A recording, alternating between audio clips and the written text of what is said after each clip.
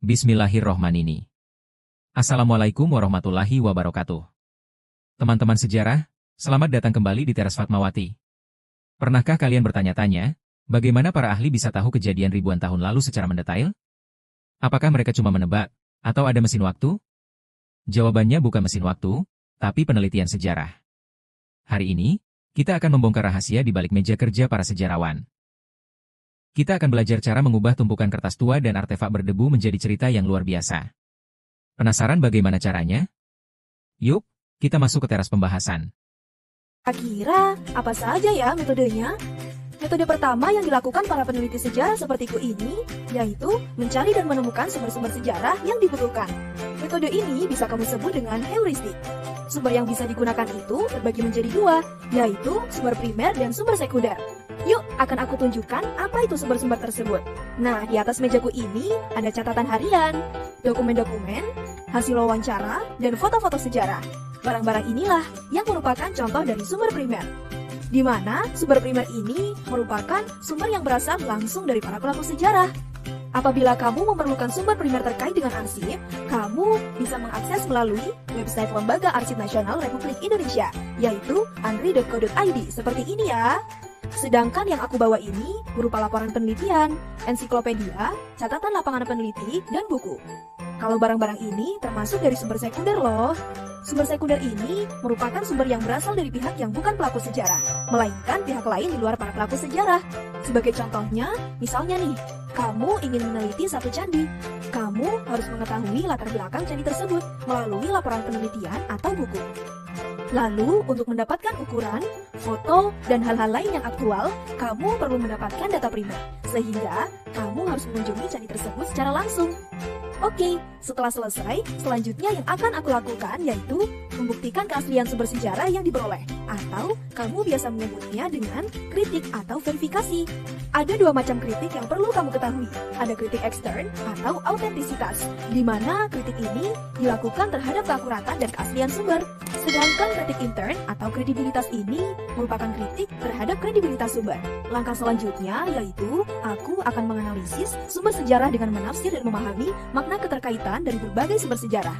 Apakah ada sebab akibatnya ataupun ada korelasinya dari sumber sejarah yang telah diverifikasi. Nah, metode penelitian sejarah ini bisa kamu sebut dengan interpretasi atau explain. Pada metode ini, peneliti dituntut untuk berimajinasi yang terbatas. Artinya, batasan di sini itu berupa fakta-fakta sejarah yang ada tidak boleh menyimpang.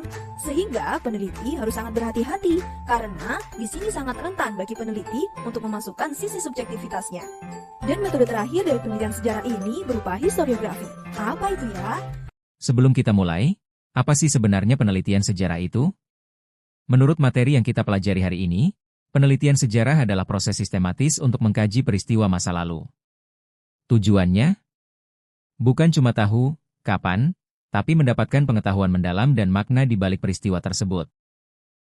Langkah pertama menurut Kunto Wijoyo adalah memilih topik.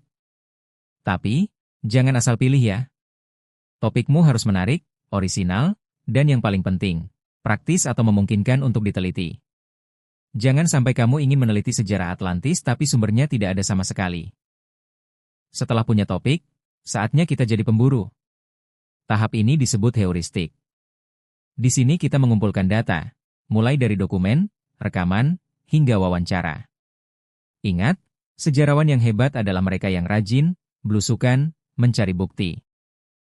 Eits, jangan langsung percaya dengan data yang kamu dapat. Ada tahap verifikasi atau kritik sumber. Kita harus cek, apakah dokumen ini asli?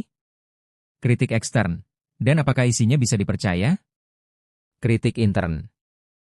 Kita harus skeptis agar sejarah yang kita tulis tidak menjadi hoaks. Data sudah aman? Saatnya interpretasi. Di sini kita menganalisis dan menyatukan fakta-fakta yang terpisah menjadi satu kesatuan cerita. Ini adalah tahap di mana imajinasi sejarawan bermain, tapi tetap harus berdasarkan fakta yang ada ya. Langkah terakhir adalah historiografi. Ini adalah saatnya kamu menuliskan hasil temuanmu.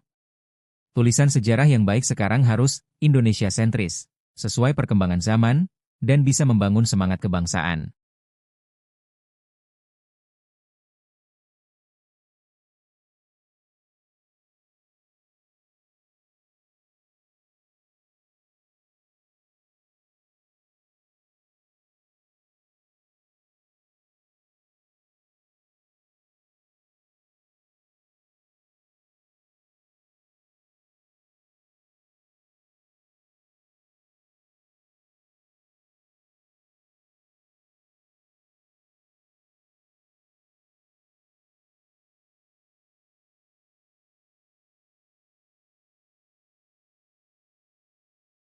Nah, itu dia 5 langkah sakti untuk meneliti sejarah.